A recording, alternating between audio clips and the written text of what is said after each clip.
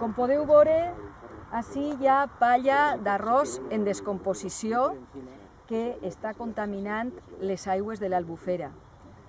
I per tant, està afectant a la fauna, és a dir, als peixos que s'estan morint. No tenen suficient oxigen per a viure. I per això hem vingut ací, Compromís Eco, a denunciar aquesta situació, de la qual és responsable la Conselleria d'Agricultura, la Conselleria de Medi Ambient.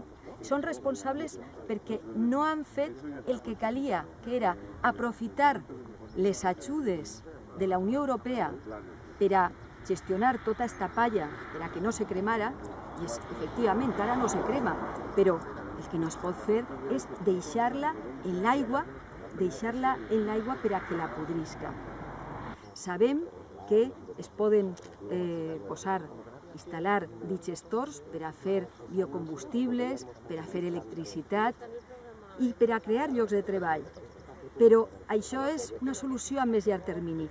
Ara el que volem és que aquesta palla isca de l'aigua per a que no ocasione aquesta greu contaminació que ací esteu veient.